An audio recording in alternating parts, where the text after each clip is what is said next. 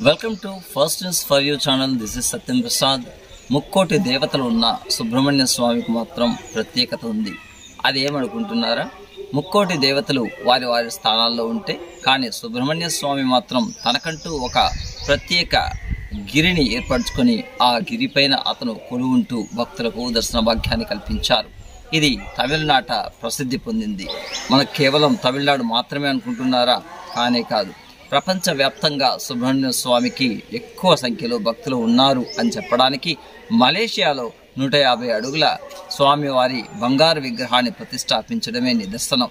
ఈ నేపథ్యంలో స్వామివారిని అక్కడికి వెళ్ళి దర్శించుకోలేని వారి కోసం చిత్తూరు సమీపం అంటే 36 కిలోమీటర్ల దూరంలో, అదే తిరుపతి నుంచి వస్తే 40 కిలోమీటర్ల దూరంలో పాకాలలోని ఊట్లవారిపల్లి ఆనందగిరి పైన స్వామివారి 54 అడుగుల బంగారు విగ్రహాన్ని ప్రతిష్టాపించారు.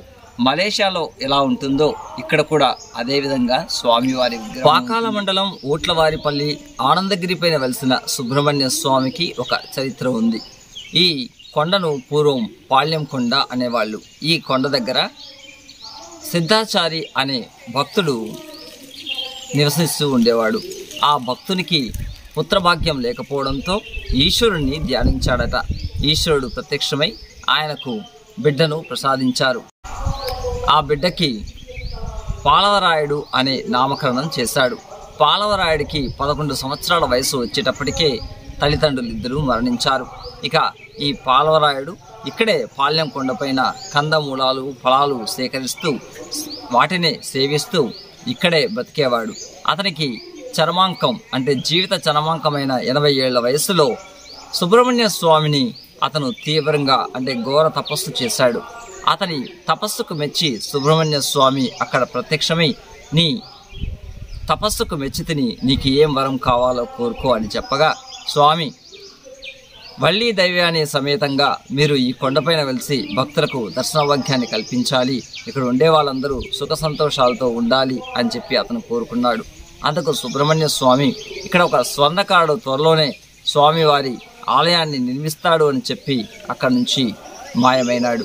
ఈ నేపథ్యంలో పాకాలలో మునస్వామి ఆచారి అనే వ్యక్తికి కడుపు నొప్పి రావడంతో సుబ్రహ్మణ్య స్వామి కలలో కనిపించి, పాళ్యం కొండపైన ఉన్న తీర్థాన్ని సేవించు, నీ కడుపు నొప్పి తగ్గిపోతుంది అన్నాడు.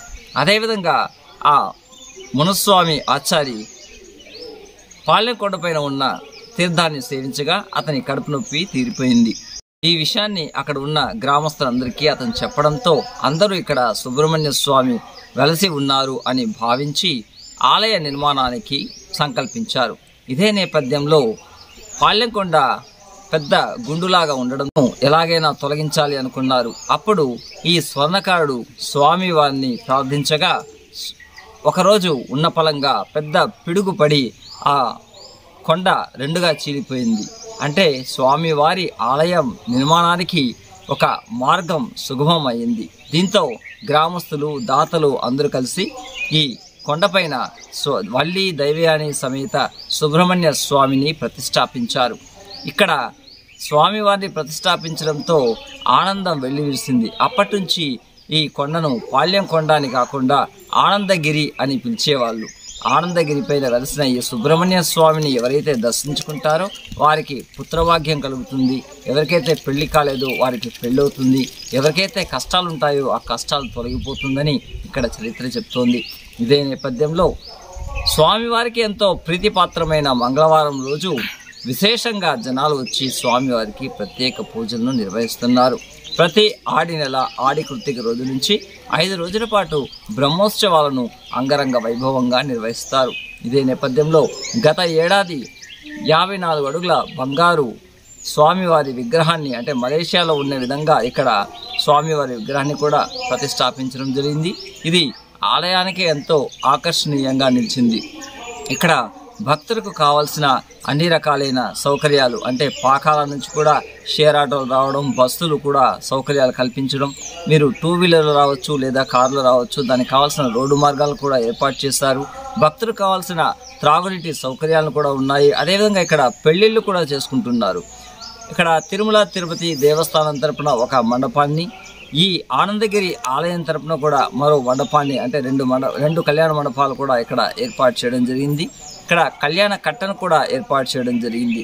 సో భక్తులకు కావాల్సిన అన్ని రకాలైన సౌకర్యాలు ఇక్కడ ఉంది. ముఖ్యంగా ఇక్కడికి వస్తే మళ్ళీ వెళ్ళబుద్ధి కాదు, అంత ప్రశాంతమైన వాతావరణం మనకు కనిపిస్తుందన్నమాట.